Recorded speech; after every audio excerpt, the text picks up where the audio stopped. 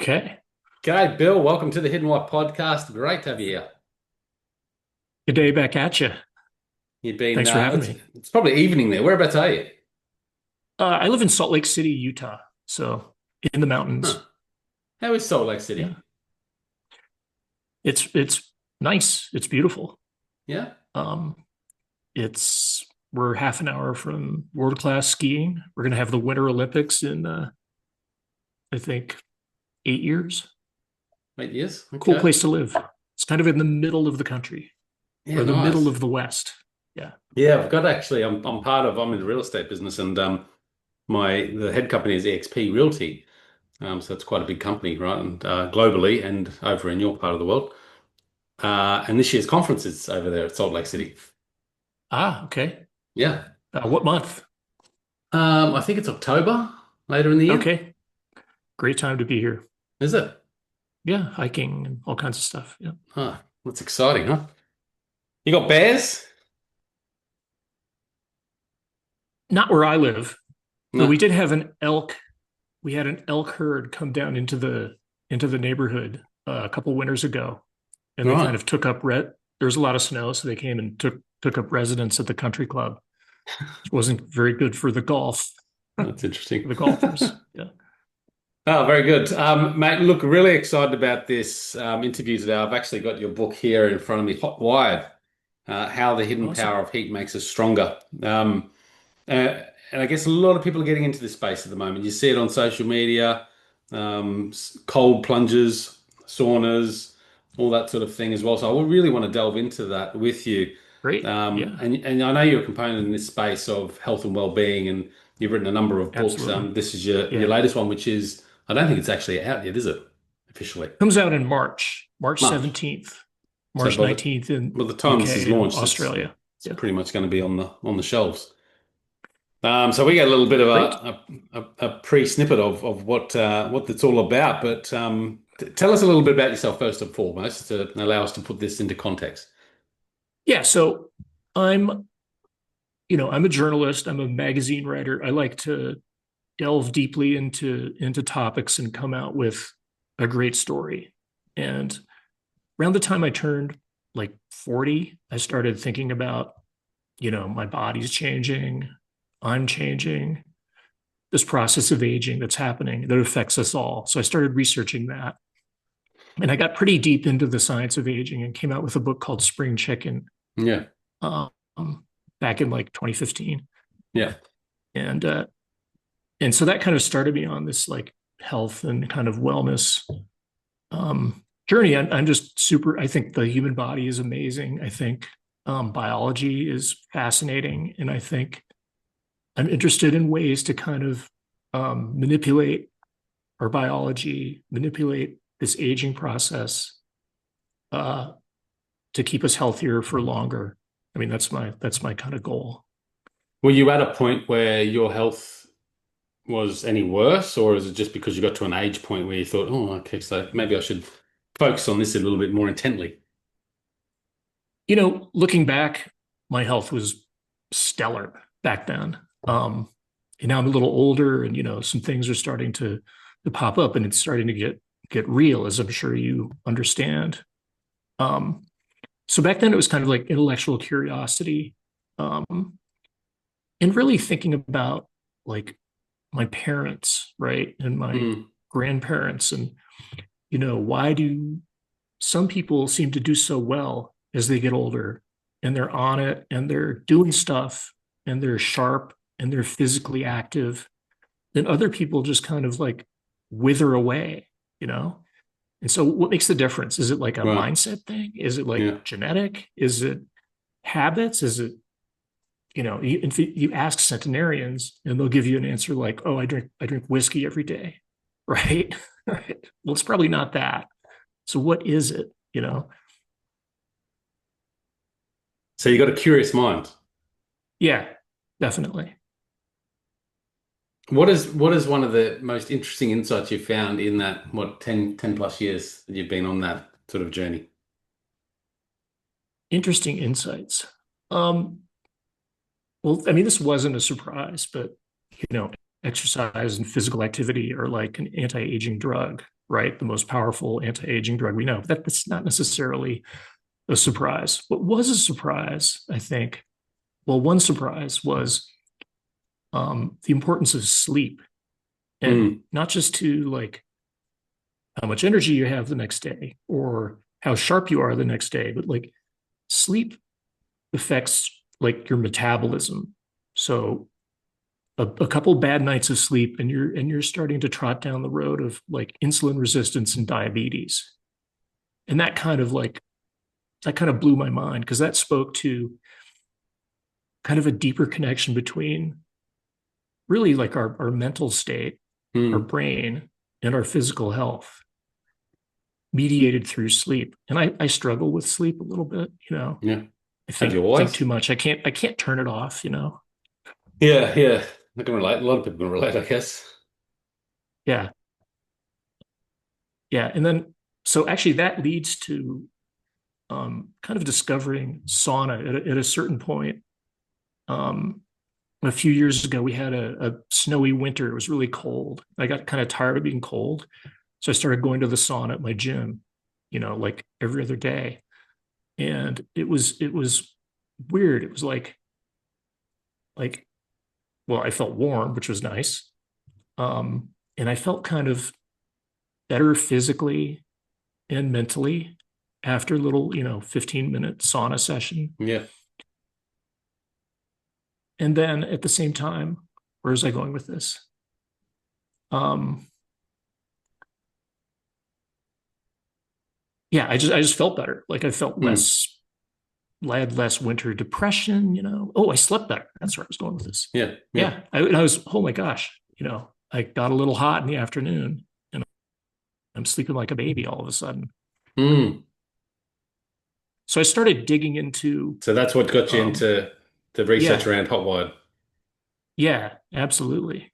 Um, I mean, it was Interesting. just, it was kind of amazing. And I don't naturally like I didn't naturally like being hot and being sweaty and you know getting in a sauna. It was like not the top of my list of things to do. Mm. But doing it and the way I felt was like, huh. And I knew that there were these studies from Finland, right, that everybody talks about on Instagram now. But they had looked at like long-term frequent sauna users and looked at their health outcomes over 20 years Mm. and found that the people who did sauna the most frequently said they did the longest sauna sessions and pretty hot sauna sessions. These were Finnish guys, right? So the saunas there are super hot.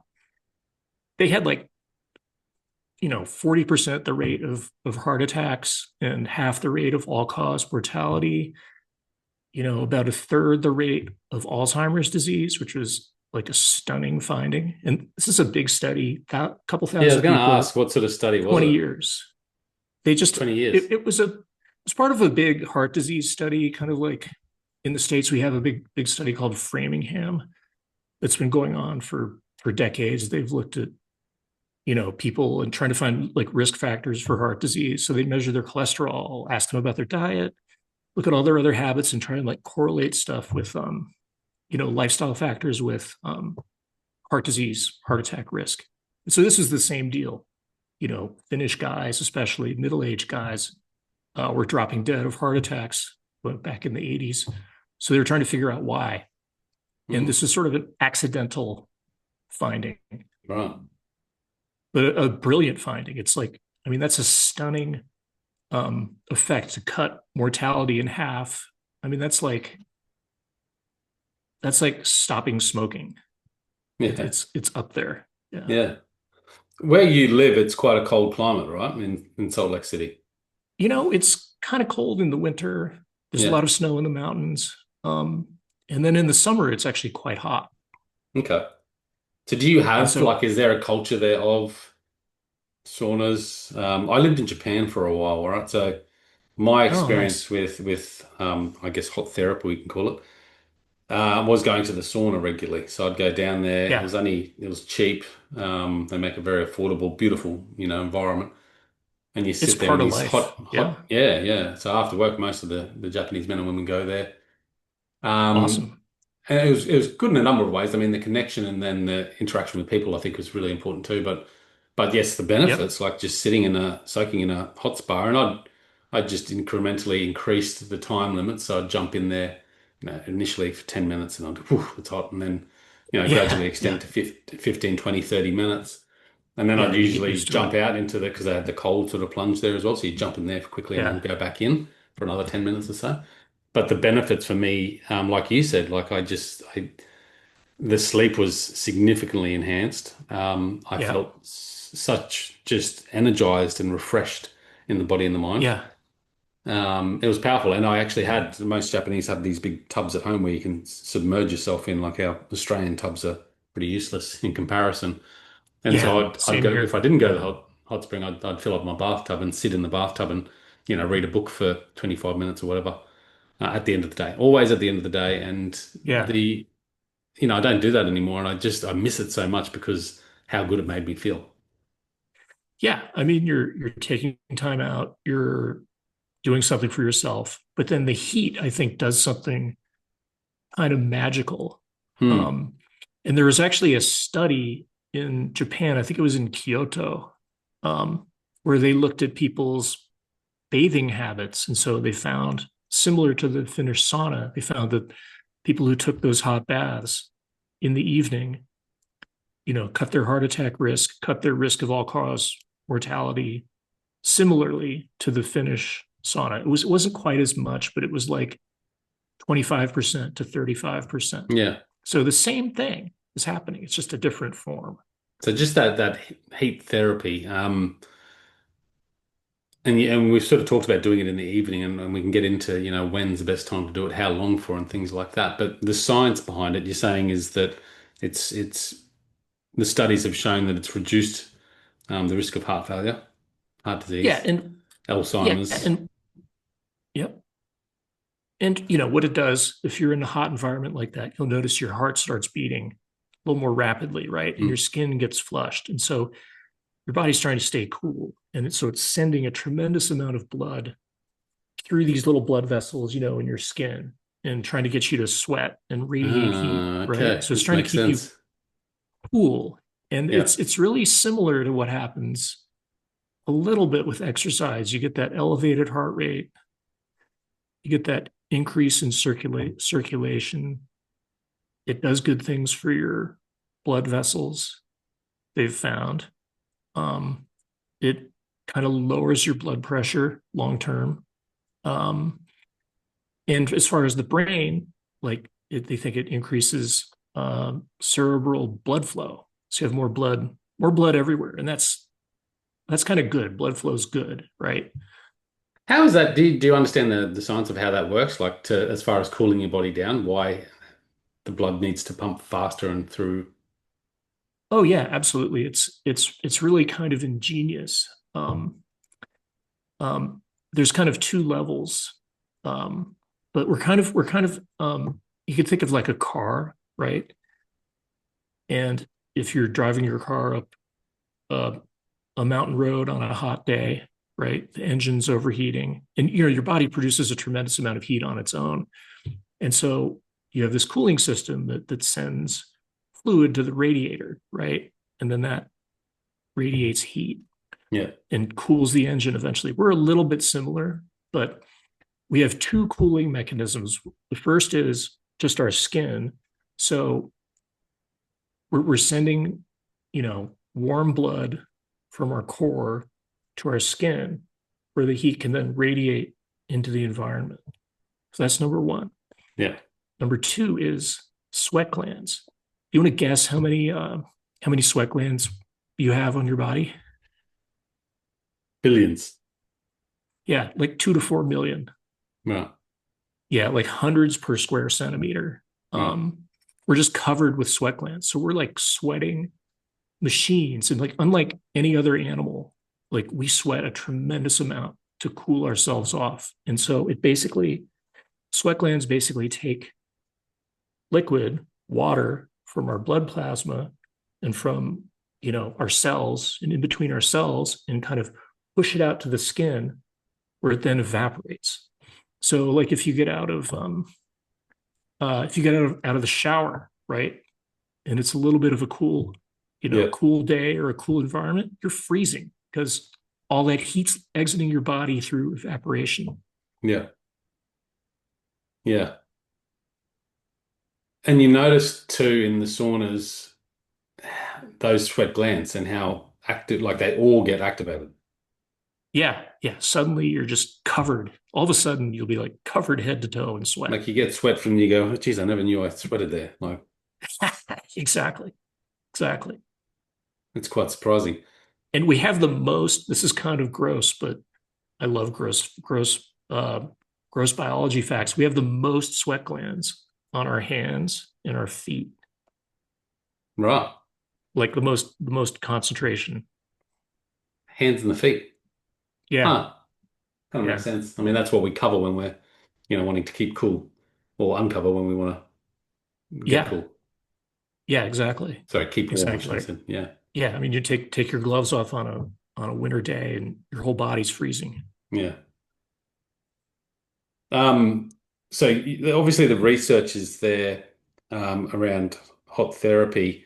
You did a lot of personal um, research, putting I yourself did. through, what did you call it, torture? I Uh, tortured myself. Yeah, Tortured yourself. which I Tell us like. about I some of like those that. experiences, like what you went through and what you did to test Well, this I think out. the why is between me and my therapist, but Yeah. I like difficult experiences. And so, like I said, I don't naturally love heat and hot situations, but I as don't I know if also many of said, us do. I think there's a few select nut Enjoy it jobs more. who Yeah. do. Yeah. Yeah. And if you're in Australia, it's, it'll be 40 degrees and people will be out riding a bike or playing golf or whatever. It's Yeah. always a few, right? Yeah. Right. And I don't know if we like it, but we just, there's no Yeah. choice. Right. And so, after kind of noticing that my this sauna in the gym was making me feel better. And it wasn't a particularly nice sauna, right? It kind of smelled funny, like wasn't the most lovely environment. Like it was fine, but pretty basic. Yeah. So as I said, where I live, it's quite hot in the summer, right? It could be 35, 40 degrees even, um, as a high. So I like to be outside. And so, but I don't like to be outside in like what feels like life threatening heat. And so I basically, long story short, I figured out or I found out by talking to some experts and then experiencing it that you can essentially train yourself. You can adapt to some like pretty salty hot conditions. And that sweating system, that thermoregulation that I talked about kicks in and it really does a great job of keeping us cool. Like we were Mm. actually designed to be running around in like I'm going to use Fahrenheit, but 90-degree heat, which I think is like what 30 something, Never do the 32, 30, calculations. Yeah. 31. Yeah. So the Yeah. evolutionary So it's part quite, of this idea that we're designed for we're hot wired as such. yeah. Delve into that for me for a bit because that's always interesting to me about how this has developed for us and why. Yeah, absolutely. So, if let's say you have a dog, right? Hmm. And you walk your dog on a hot day, the dog will be trying to cool itself by panting and you will be sweaty. So we have developed this kind of unique cooling system that other mammals don't really have, and that's called sweating. My dog wishes he could sweat, but he can't. All he can do is pant, and his tongue hangs out, and that's how he radiates heat into the environment to try and keep his body temperature down. Hmm. And meanwhile, I'll just sweat, and the sweat will evaporate, and then that regulates my body temperature much more effectively than panting. Yeah. So at a certain point, as we, evolutionarily kind of developed from, I won't say apes, but like our pre-human ancestors, what happened was we went through this rapid fire set of genetic mutations, and we basically gained millions of these sweat glands, these Hmm. special sweat glands. So I should say there's two kinds of sweat glands. There's the cooling kind, which I've talked about. Those are called eccrine. And then the kind of armpit sweat that is embarrassing and smelly, that's called apocrine. And that's not to So cool say us. that That's again. just a What was the first one? Apocrine? apocrine. Eccrine are the ones that cool us, Ecrine. Okay. and apocrine are the ones that um, make smelly sweat and body odor and all that kind of stuff. What is that there for? That's a good question. Hmm. It's sort of a glandular secretion. It's Hmm. There's all kinds of pheromones that come out, and It's interesting. Like I know when I'm nervous and I sweat like that, it's a bad smell. Um, yeah, in typical, and it's just like that's weird. Like, why does that happen in that situation? yeah, and it's really the bacteria that are eating the stuff that's in the In apocrine sweat. those particular Yeah, glands. yeah, and so the Ac eccrine sweat is just Ecrine. water. It's basically water and salt, and so there's nothing smelly there. So if you Hmm. go to the gym, you come home all sweaty. That's mostly not smelly. And that's pretty much our body glands that cover us, Yeah, yeah, with those other yes. The ones in like certain particular spots. What do you call it? Aquine? any apocrine, Apocrine. Never any remembered that. place you have They're hair. under the, yeah, okay, Yeah, right. hairy bits. Yeah. Generally, okay, that's So interesting. Wow. Hmm. so anyway, long story short, our ancestors lost their body hair, their fur, and they gained all these sweat glands. So then had this like advantage where they could be cool. They could stay cool in the heat of the day, back in the Rift Valley of Africa, right? And so now this meant that they could go out during the heat of the day and forage for food and eventually hunt for food. Well, all the other animals were hiding in the shade because it was too hot. Yes. So we had Wow. this ability to move and function in the heat. Hmm. And evolution really liked that. That's cool. I like that. It's very cool. Yeah, yeah. I love all that stuff. Yeah, that's awesome. So bring it back to now, Yeah. I guess. Yeah. Okay. Well, here we are. Obviously it was advantageous for us, so we could be efficient during the day to survive, hunt, etc. Yep. And nowadays, more and more we've got air-conditioned cars, houses, we're sitting inside doing our work, generally trying to avoid going out there in the heat. Exactly. And it's natural. You want to be comfortable, right?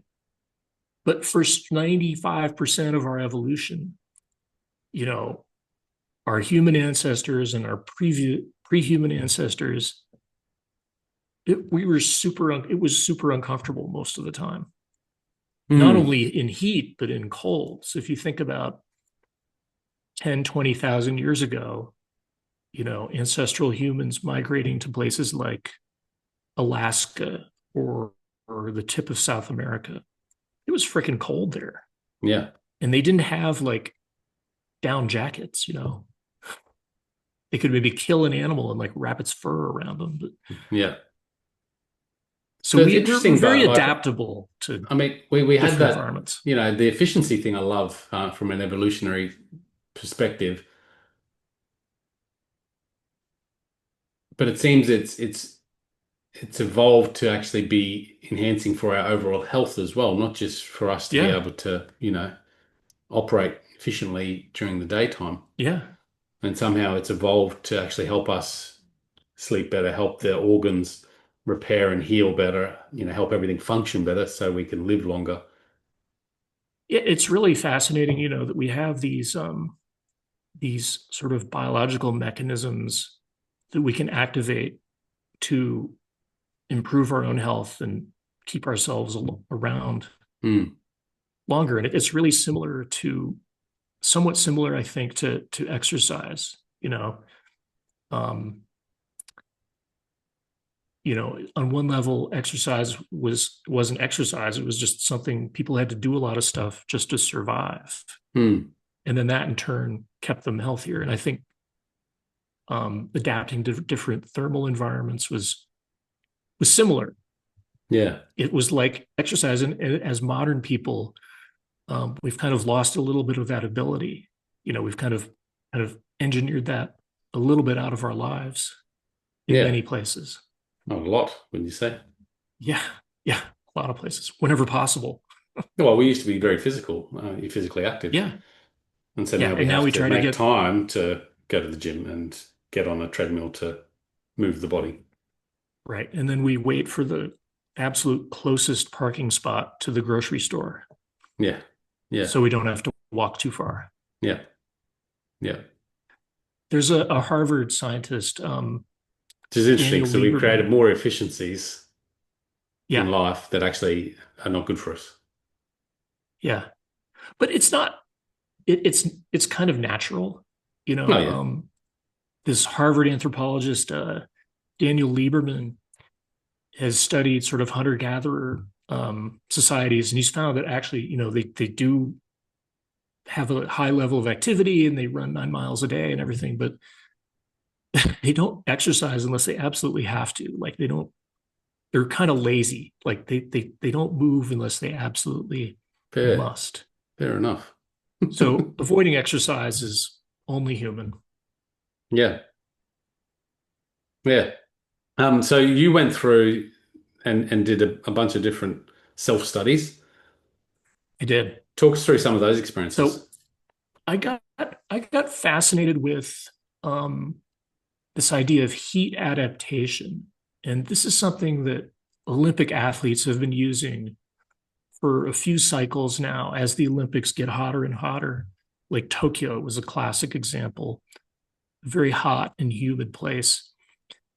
And so they've been they've been experimenting with different ways of acclimating to the heat and Mm. then looking at how that affects their performance. So typically, especially in endurance sports, outdoor endurance sports like the marathon, cycling, triathlon, um, heat is a huge factor, right? It really slows you down. And it really, some athletes can handle it and other athletes struggle. And so the results of a hot marathon are very different from the Mm. results of the exact same marathon when it's like 10 degrees Celsius out, Yeah. 50 degrees Fahrenheit. You'll find a whole different group of people, on the podium. And so Olympic athletes have been experimenting with methods of heat acclimation, um, to kind of either give themselves an advantage or erase any disadvantage they might have. Um, and they found that, long story short, not only are we tremendously adaptable to some pretty hot, conditions as far as athletic performance, but that kind of training is similar to altitude training. So it boosts performance on its own. So, and what I mean by heat training is you go out and you deliberately work out in hot conditions Right. for a certain period of time.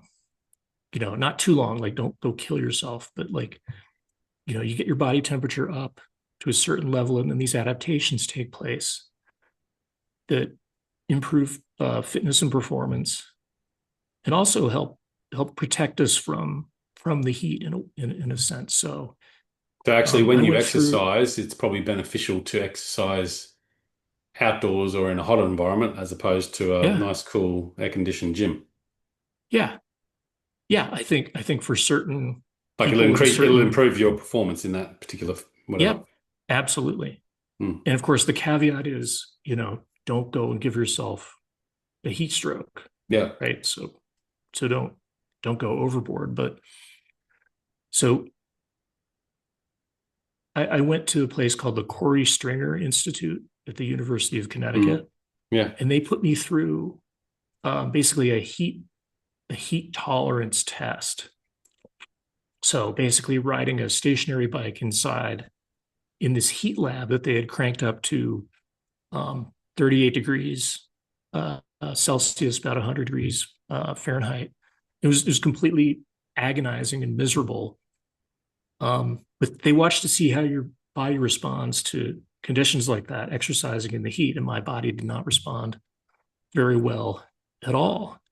As far as But you say, they I, watch how to see how your body reacts. Do they plug you into some machines and metrics and measure things?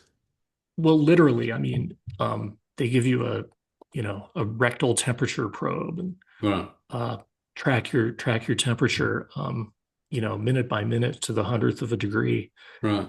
Um, and they look for, does your body temperature stabilize or does it just keep going up and up and up? If it goes up and up and up, then that means you're at risk. You're endangered, right? In a hot environment. But the good news is you can be trained. You can train yourself to have this heat tolerance. So where your body Um, starts to regulate. yeah, yeah, and that's just basically exposure, limited exposure. So, Mm.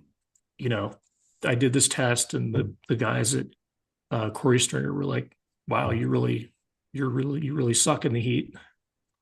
And they put me on a training program where I would like deliberately go out in the heat of the day with a temperature monitor on me, um, and try and get my core body temperature up to about Mm. 101. Yep.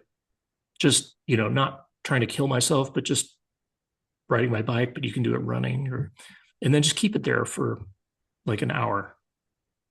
And you do that like 4 or 5 times and you start to get these adaptations. So you sweat more, you sweat sooner. You run a lower body temperature at rest. You can maintain a similar power output with a lower heart rate. So your No, performance has gotten better. no. And it's quite extraordinary. So I did a summer's worth of this kind of training. Yeah, I was going to say And then how I went long? and Mm. I did like 9 or 10 sessions. Right, And then I went and did an event called the Hotter in Hell 100, which is a 100-mile bike ride in Texas in August, which again sounds terrible.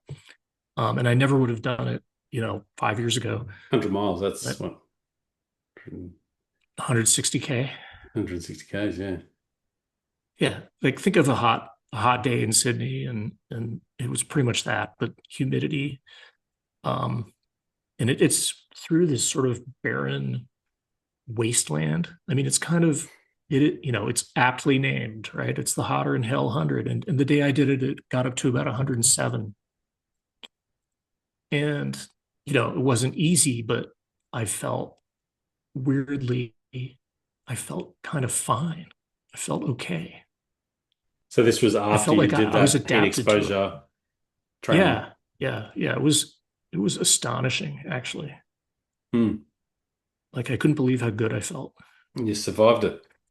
Did you feel any effects afterwards, or did you felt pretty normal, or as I don't much as know you if it could? was, I drank a couple beers after the ride. So, um, but I felt pretty good the next day.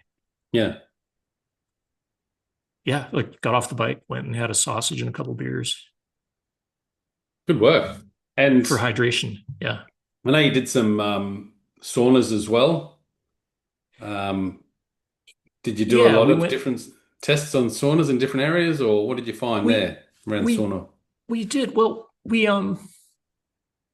as you alluded to, saunas become tremendously popular, I think, in different parts of the world. Um, but we went to the mothership. We went to Finland Hmm. to sort of try and really experience how they do sauna. Yeah. And it was really interesting. Everybody, if you go on Instagram or certainly in the English speaking world and maybe and beyond, you know, everyone talks about saunas in these sort of biohacking terms, right? It's like a health hack, and they're doing it to, you know, improve their cardiovascular health or whatnot. That's not the case in Finland. In Finland, it's more like it's somewhere between like happy hour and just um, something you do every day, like a shower, taking a Like brushing shower, your teeth or something. Yeah. Yeah. brushing your teeth. It's just part of life. Yeah. And it's not that big a deal. It's not, they're not obsessed with the idea that it's this you know biohacking method. They're just there because it's relaxing, and as you noted in Japan, makes you feel good. Yeah, It's a yeah, good way to unwind. It's a good way to socialize. yeah. Nobody Yeah, has to worry The about. Japanese do it well. I mean, they'll go down there and you'll do that for 20 to maybe 60 minutes, and then there's restaurants, and they'll sit there and have a beer and some snacks and Yeah, talk a bit longer. It's a it's ritual. lovely. Yeah, and it's really in those cultures. It's really about kind of about getting clean, but it's also about more than that. Hmm.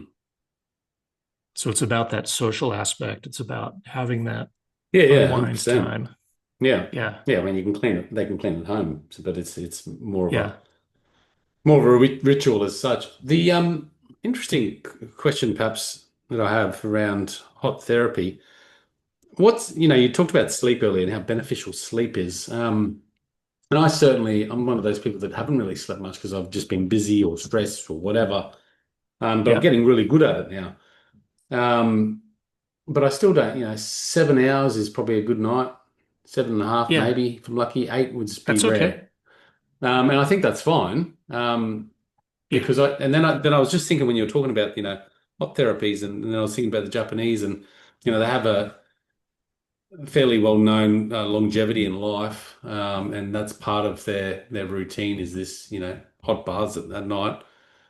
But yeah, they don't seem to sleep long. They'll go home and they'll stay up and they'll wake up early, and particularly businessmen. yeah. Um, but does that mean like because of those things, the quality of their sleep is better, so you don't need as long to rest? Do you think? It could be. I think the idea that we always need 8 hours of sleep, I think, is a bit of a myth that's kind of Hmm.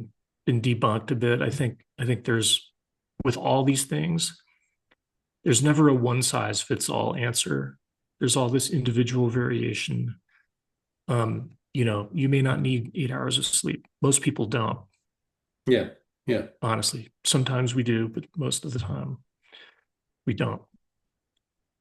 So that's one answer. And it very well could be the case that the hot bath thing is improving people's sleep quality. There's an interesting thing that happens through the course of the day, which is that our body temperature actually fluctuates quite a bit, like Yeah. a degree C or more. And it kind of drops in the evening, and then it kind of bottoms out in the middle of the night. And then as we're getting towards waking up, it'll go back up again. Yeah. And so if you're getting in that hot sauna or hot bath, your temperature is going up a bit, and then it does this precipitous fall, and that kind of triggers your sleep onset, or it helps with your sleep onset. It's like Yeah.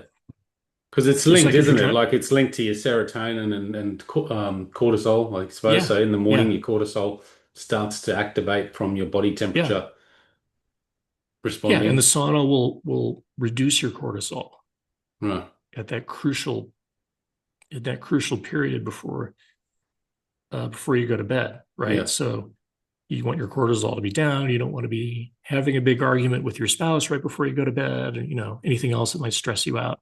Yeah. So it heats up your body and it helps you once you're out, obviously your body sort of goes through this quick cool down stage, Yeah, which is and beneficial for sleep. And does that help release yeah, melatonin then? Because I know melatonin is sort of, I triggers at think the that's end a of the different different sort of thing. realm. I Yeah. haven't I haven't looked into that. Interesting. Yeah. Yeah, Okay. Saunas, talk to me. So saunas and what you've found, um, typically evening before sleep is best, or is morning beneficial? that I know people who do a sauna and cold plunge in the morning, and nothing wakes you up like a cold plunge. Hmm. I don't love them personally, but um, you know, it's it varies. But I like them in the afternoon Yeah. or the evening myself. The What sauna part. research did you find on cold plunge? Because I know you talk about that a bit as well. Like, is there like heat therapy has been proven Yeah, that it's really beneficial, but yeah, yeah, yeah. I mean, I think. Um, I think cold plunges are kind of massively overrated. Bit trendy at the moment, Um, aren't they're extremely trendy. Everybody cold plunges, and everybody tells you how they cold plunged. they? Mm. Um, It's like breath work at the you know, moment, you know? And I just heard someone talk yeah, about that, and like you see it everywhere and you think, okay, well, there's obviously some benefits to it. And I don't disagree, but someone said the other day there hasn't been enough studies to say that it's good. And generally what they're teaching you is nothing that's, you know, yeah, overwhelmingly beneficial. yeah. I mean, I think, yeah. I mean, it kind of trips my like nonsense meter, um, the whole breathwork thing. But at the same time, like that breathing well and breathing correctly, and you know, your your your breath is really connected to your physical state, your mental state, your emotional state. Yeah. Um, so I mean, there is So it a makes connection. sense. I think. Yeah. I mean, do I want to take medical advice from somebody who's certified in breath work? Like, probably not, Yeah. Hmm. you know. But the Just, cold plunge thing, here's the yeah. problem. I think it does some good things. I think it gives you like a mental charge. Yes. And you get a feeling of accomplishment because you suffered through it. And that's real. I think like if you're an athlete, or if you're recovering from an injury, I think jumping into cold water is not such a great idea, especially right after your workout. Because, going back to what we talked about with sauna, um, heat increases blood flow, gets things moving, similar to exercise. Any kind of healing that's happening is going to Yeah. probably be accelerated with heat, broadly speaking. Cold, you're constricting the flow to your muscles and your periphery, and it's going to your core. So you know, um, let's say you have a hamstring injury. Getting in a cold plunge is going to keep blood flow away from your hamstring injury. Mm. So, do you want blood flow or do you not want blood flow? Yeah. And would that be the same after? I guess it's a little bit different because it's not an injury as such, but you know, you often see people going from the sauna to the cold plunge and back and forth and back and forth. Yeah, yeah, and that's the traditional Finnish way But it's to more do like it. you said, like it makes you feel mentally charged and, you know, accomplished. Yeah. Yeah. And also, I mean, at a really basic level, if you've been just sitting in a hot sauna and you're roasting, like jumping in cold water brings you back to equilibrium, right? It makes you feel better. Yeah. You So offload some of that does it heat. So help you you can, does it help your body start to regulate better by doing that interchange? Do you think? I think it might. Yeah. I mean, I think um, a lot of these benefits are kind of mediated through your skin. And so I think going from the sweaty room, the sweaty sauna to the cold water and back, I think it makes your skin feel really good. And Mm. when your skin feels good, you feel good. Yeah, it certainly does. But I think really that's kind of all that the cold part does. It brings you back to temperature equilibrium, gives you a little bit of a, a dopamine hit, an epinephrine hit. Um, but I think attributing, health benefits beyond that, I think is a stretch. Yeah, well, I've listened to many people talk about it, and it seems like the morning, like the idea of a cold plunge or cold shower in the morning, certainly to activate your body and your brain and ignite the day, is certainly got some benefits. I don't know the Yeah, I think science so. behind it, but I assume it's something to do with cortisol and giving you a little bit of a, oh shit, what's going on? Yeah, So no, then fight or flight for your sure. body has to start to, you know, really work. Yeah. So that kind of makes sense. And then not doing it at the evening is probably advisable too, from what I've heard. So, Yeah, I whereas I sauna is think the so. other thing that you probably should do at the evening, if anything. Yeah. Yeah, I think that's a good take. So with the sauna, is there? I was researching this because I don't have a sauna, but I'm getting one. Which is why I was excited to have you on Nice. the show. Oh, great. Um, Style of sauna. So traditional, coals, heat, steam, infrared. Are there any differences there that we should think about? Do you know? You know, infrared doesn't get as hot temperature wise, but it does heat you up on the inside as well as the outside. The Finnish sauna, the heat's coming from the outside entirely. Hmm.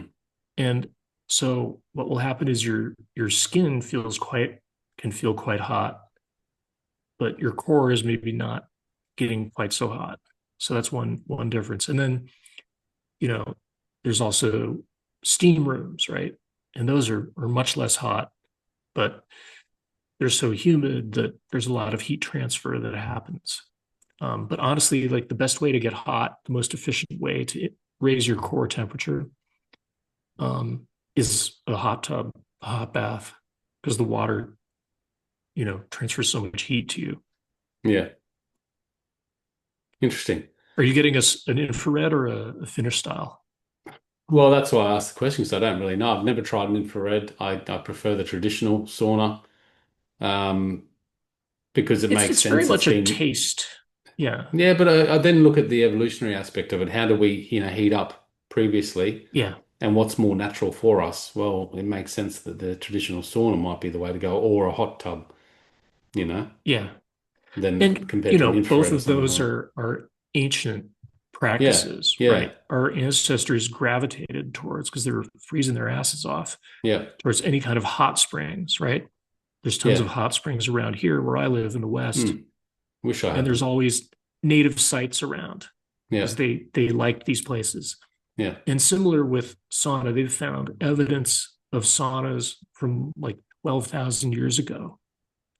And it's just basically you heat up a bunch of rocks, throw them in a cave or a hole in the ground, even, and pour some water on them. And you have put a blanket over the top, you got a sauna. yeah, yeah, And it's just this ancient thing, and there's something kind of elemental about it, right? yeah. You have fire, you have rocks, you have water and steam, you have air. Hmm. So that's where my head takes me is like, do the most natural traditional route over anything else. Yeah, But I there's like obviously that too. Yeah, efficiencies in yeah, in infrared and stuff like that. It's quicker, it heats up quicker and all that sort of stuff I've yeah. heard. But I mean, it's a little bit like being in a microwave oven, but so yeah, that doesn't sound I'm with pleasant. you. I like the rocks and That and doesn't the sound, now you say that, atmosphere. I'm definitely not getting infrared. Um, with the Good. frequency of it, so in your studies and research, is it saying that you should try to do daily or should you do it? Yeah, yeah. I mean, these Finnish studies I talked about were really kind of curious because they looked at the frequency of these guys. This is one question in a huge questionnaire. How often do you sauna? How long? What's the temperature? And the guys who saunaed 4 to 7 times a week kind of did the best by a good bit. And then the 2 to 3 times a week people did okay. And then there wasn't a control group. The lowest group was once a week. Once a So week. there wasn't anybody. They couldn't find anybody who didn't use sauna. Yeah, yeah. Okay. So where am I going with this? In my own life, I sauna once or twice a week. So I'm like the least healthy Yeah. group of these in these studies. I think the answer is we don't really rightly know, but it seems to be pointing in the direction of more is better. More is better, but what about too much as well? Because the next question was when I was doing the sauna That's an when we excellent went away, question. we were doing, and I did a quick research and it said sort of 20 minutes is a good time frame to be in a sauna. That's a long time. Is that a long time? That's a long time. Yeah. Yeah, okay. Yeah. That's kind of a long time. Go by with all these things, like go by how you feel. Yeah. If 8 minutes is enough for you and you're dying to get out, hop out, you know? Hmm. No, I mean, Um, I felt in 20 minutes, I felt my body really starting to just sweat and feel, that's when it started to feel good to me. And so I did sort of okay, 10 minutes. Um, but then the that's good. jumping out and jumping back in too, is that advisable? Is that what they traditionally do? Or they just go in and for 8, 10 minutes, 20 minutes, and that's it, sort of in and out once? I think in a social context, I think it seems like Finnish people kind of go in and out several times, Right. 3 times typically. Yeah. I mean, it's a long process. Yeah. Maybe after work on a weekday, you might just go in once, hop in the cold and be done. Mm. But, if you're at But from the somebody's social house, context, yeah, it's more, yeah, not that it has any particular benefits, it's just more that social thing. yeah, Because we saw yeah. it at the But, onsens too, this, the Japanese would sit on the edge for 10 minutes and chat and then they'd jump back in yeah, um, yeah, totally. but again, we're getting the You know, benefits from just an innings, one session in a sauna, whether that's 10 minutes or 20 minutes. and, the studies did find a dose response. So the more people said they did it, the better their outcomes. But the caveat Mm. was there was this other study that was done that I kind of that kind of popped up by a different group, and they looked at similar things like how frequently people did sauna, and they looked at Alzheimer's disease, and they found that in the group that did the hottest saunas, so like 200 degrees Fahrenheit, you know, 95 Celsius maybe, Yeah. um, or higher, those people actually had worse outcomes. So Right. they didn't have the reduction in Alzheimer's disease. So that suggests that there could be such a thing as too much sauna or too Right. hot sauna. Okay. Yeah, interesting. And when we talk about, I know you talk about hydration. Um, Yeah, this is an interesting topic. Like, I would think that it's a good idea to hydrate before the sauna and after the sauna, and maybe not have absolutely. multiple beers. Yeah. Although that could probably give you a good buzz, but the after effects of that maybe not so good. What did you find there around hydration? Let's go right to the beer question because Yeah. I know that's going to be top of mind Well, you for did that people. after your 100-mile bloody rides. Yeah, beer is actually a surprisingly effective hydration beverage. Really? Several like pretty good studies have found that, and I'm talking about like lager beer. I'm not talking about like super dark high alcohol beer, but like light beer, lager beer, low alcohol beer Right. is actually pretty good at hydration. Yeah. Yeah, so beer gets a bad rap. It does. That said, I mean, I know it's refreshing. Like if I play tennis, for example, for a couple of hours, yeah, we'll yeah, have a beer after, and it's like the best beer ever. yeah. It's not going to, that one beer isn't going to necessarily dehydrate you. It is a good idea to hydrate before, during, and after, a sauna sesh. Hmm. Absolutely. We learned that the hard way, in Finland. Uh, my partner and I, we had a big night at the one of the saunas in town. We got up, just felt like absolute crap. We realized we were sweating buckets. We had just been on a plane. We were completely dehydrated probably when we went in and just felt miserable the next day. So just total rookie mistake. Yeah. Didn't hydrate, didn't drink enough. Like you're sweating an enormous amount. Yeah. So you gotta pay attention. You got to hydrate. Yeah, and I've done that before. When there was an event on, and a lot of drinks that evening, and I decided it was a good idea to sauna a couple of times that day. Um, yeah, it didn't Yeah, feel that you good. were probably just wrung out. Yeah. That's right. Yeah, and that's what I felt like really. Yeah. And you get the headache and stuff like that. So, Yeah. too much hydration then, or you can not get Too too much. much can be a problem. And Right. um, you know, there's been such an emphasis on hydration in this sort of online wellness culture and people toting around, gigantic um, water bottles and Yeah, chugging, that's like a trendy thing too. yeah, chugging like 3, 4 liters a day. Um, Makes me laugh a little that's bit. it is kind of funny. Well, I mean, how much of your day do you want to spend going back and forth to the bathroom, number one? Look, And number I actually two, drink a lot of water. I think I drink oh, I probably do too too. much. I don't drink too, I drink a I feel lot, like but I do. Like I tend to go to the toilet and I've always got a glass of water next to me.